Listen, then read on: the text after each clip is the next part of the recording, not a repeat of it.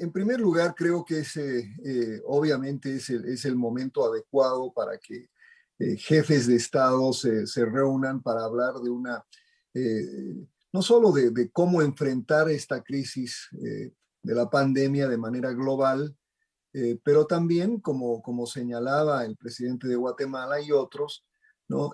Hay un problema muy serio con la Organización Mundial de la Salud, que paradójicamente pues fue el presidente Trump el que puso el dedo sobre la llaga hace algún tiempo sobre ese tema. De manera que reformar el sistema de salud a nivel mundial es probablemente un buen objetivo. Hacerlo en plena pandemia va a ser algo complicado.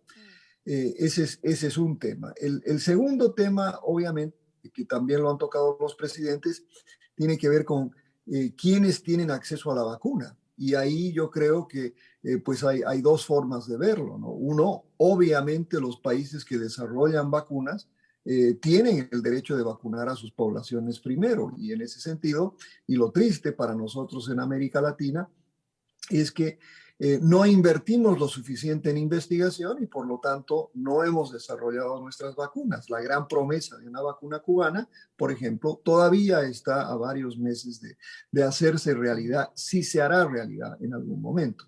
Entonces, no es lógico tampoco esperar que los países que desarrollen vacunas simplemente las regalen al resto del mundo que no ha invertido en investigación y que por lo tanto no tiene capacidad de respuesta. Entonces hay un tema ahí que yo creo que es importante tocarlo y hoy sí, una vez que donde estamos al menos, y por lo menos donde estamos en Estados Unidos, ahora sí me parece, sobre todo de parte de la administración Biden, una obligación, pues, retomar un liderazgo a nivel mundial y ayudar a vacunar al resto del mundo, porque al final de cuentas podemos haber cumplido con las metas de vacunación acá, pero si no se vacuna el resto del mundo, de nada sirven esas metas de vacunación acá. Claro, acá es un tema colectivo, no solamente lograr inmunizar a la población de un país no se hace nada si no se logra inmunizar al resto del mundo. En Absolutamente, este exacto. caso, ahora, en cuanto a esa exigencia que se hace a COVAX, y esa crítica que hace el presidente de Guatemala, ¿logrará de alguna manera, a ver, optimizar un poco más el trabajo que viene haciendo esa plataforma de la OMS, profesor, en cuanto a agilizar la entrega de vacunas? Sabemos que es el bien más preciado, como usted dice, no se produce en la cantidad que se necesita y se da prioridad obviamente a los países que la producen, pero ¿podría de alguna manera agilizarse ese mecanismo? Yo sí pienso bueno, se debería, obviamente que debería. Sí. Se agilizará, pues la OMS no ha sido la organización más ágil del mundo, Mm. ¿no? Y en ese sentido, pues la OMS tiene una obligación urgente de agilizarse porque, como ya hemos dicho, si es que no se inmuniza a todo el mundo, de nada sirve que hayan avances en países del norte. Claro. Entonces, ese mecanismo debe ser flexibilizado.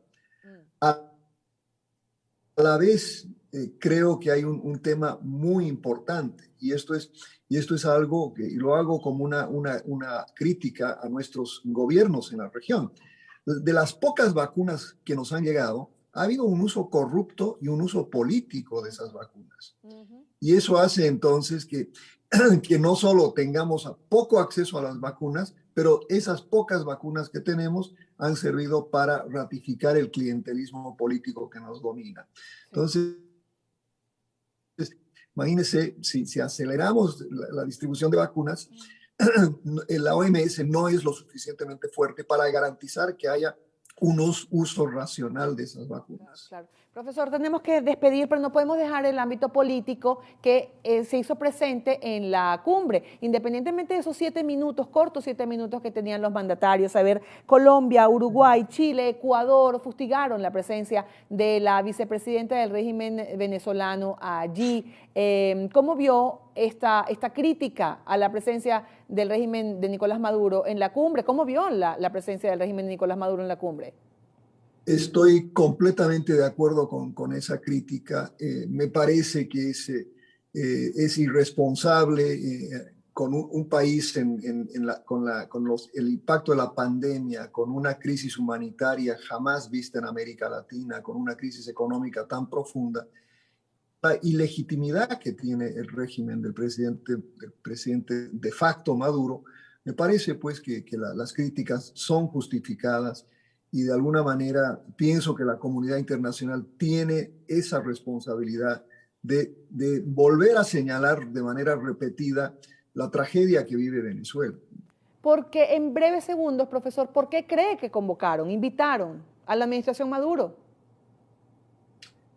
Perdón, no he podido Sí, escuchar la pregunta muy ¿por bien. qué cree que invitaron a la administración Maduro a la cumbre iberoamericana? Brevemente.